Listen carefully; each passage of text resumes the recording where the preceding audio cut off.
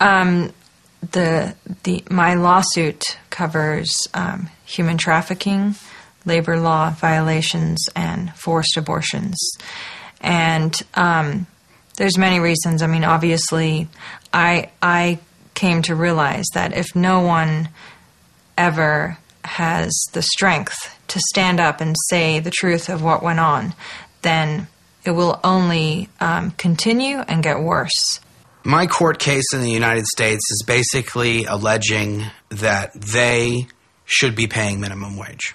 That's pretty much it. That there's human trafficking going on, which is basically holding people to work for a wage that's less than what they should be being paid, and not allowing them to just leave if they want to leave. One issue in the courts will be the fact that the church doesn't pay its staff in the Sea Org a minimum wage. It argues that members of the Sea Org are not employees, but volunteers who don't expect to be paid.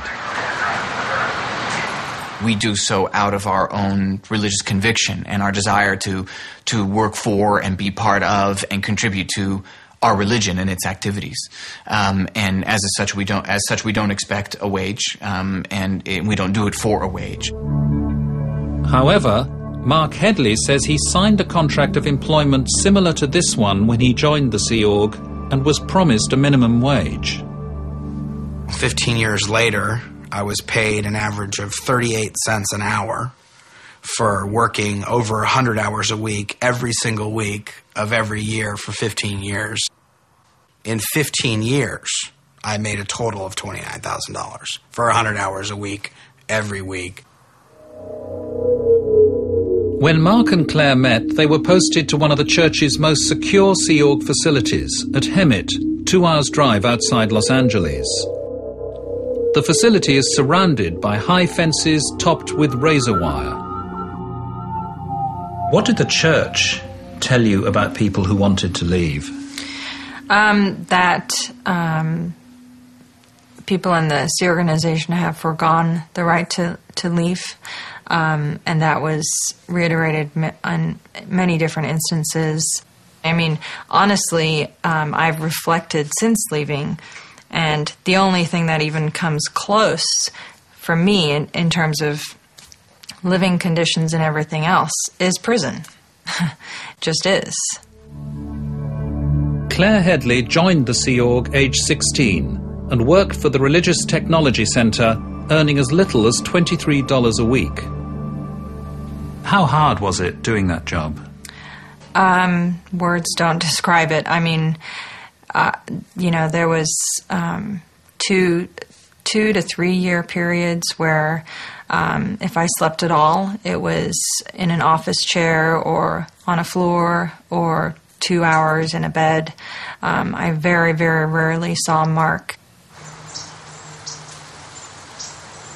Claire Headley says excessive hours and little pay weren't the only form of abuse she and other women were subjected to.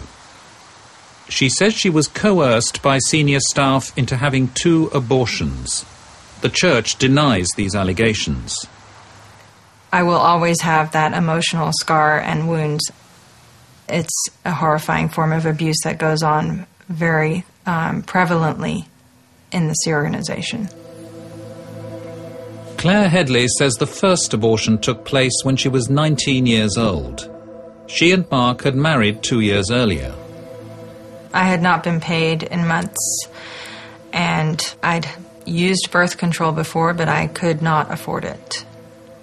They sat down with me and prepared me for essentially saying, good, we're going to take you to the Planned Parenthood. They're going to ask you, do you want an abortion? You are to say yes. And I was going to be driven there by a staff member who would be waiting for me outside in the waiting room. So there was absolutely no option. I mean, I was absolutely cornered. This was my worst nightmare come true, absolutely. Claire Headley says her second abortion took place in Clearwater, Florida. Again, she says she had no money for contraception. She asked to speak to her husband, Mark, who was still at the Hemet base outside Los Angeles. That was not authorized. So essentially I was forced to go through with this. I wasn't able to tell Mark anything of this until the next time I saw him physically, which was 8 months later. That's when I found out. I was not consulted. I was not told. It was kept quiet. Nothing. What is the Sea Org policy on having children? Sea Org members do not have children. If someone is a member of the Sea organization and they wish to have a child, they would need to do so outside of the Sea Org, at which point, when the child is of age, those individuals could come back, to the Sea organization if they so chose. And that's been policy for almost 20 years now. Why does the church ask pregnant women in Sea Org to have abortions if they wish to stay in the Sea Org? Absolutely, that is absolutely not true, and I categorically deny that allegation. The Church of Scientology would, under no circumstances, and it is certainly has no reflection in church policy, tell a woman what to do with her body, tell a woman what to do with regards to her child, her pregnancy, her family, or any such thing. Right. This, though, is exactly what many women allege. Claire Headley says she knows of about 40 other women in the Sea Org who say they've been pressured into having abortions. Laura De Crescenzo joined the Sea Org in Los Angeles aged 12 and says she was coerced into having an abortion 5 years later by a senior officer. She started explaining to me that at this stage, the baby, as they refer to it, there was no Satan there, meaning there was no spirit occupying the body. She was saying, look at how detrimental it would be to the organization if you were to leave. Your post or your job is very important here. We don't have anybody else to put in that job right now. Just the continual pounding, I ended up conceding and doing the abortion. You have 2 beautiful little boys. I do. Do you ever look at them and think what might have been? Of course. In Australia, when Liz Anderson was in the Sea Org and thought she might be pregnant, she too told a senior officer. She said, well, you just can't be pregnant, because at that stage the new policy had come in that you can't have children in the Sea Org. I was not pregnant, it turned out, but my decision would have been to keep the child. But what did she advise you to do? I'd have to have an abortion. If there was a Sea Org staffer or a number of staffers who had advised women to have abortions, that's something you would utterly condemn? Yeah, absolutely. But there's another disturbing aspect to life in the Sea Org. When members of the organisation transgress, they risk being sent to the RPF, the Rehabilitation Project Force.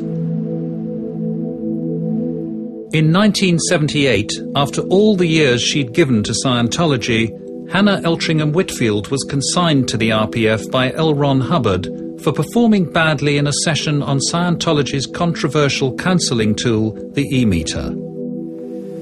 I was led there forcibly by 2 huge men and confined, locked up, in a room with no windows for 2 days and 2 nights, during which time I almost went out of my mind. They do that as a sort of a chilling out period. One of Laura De Crescenzo's first jobs in the Sea Org was to send fellow members of the Sea Org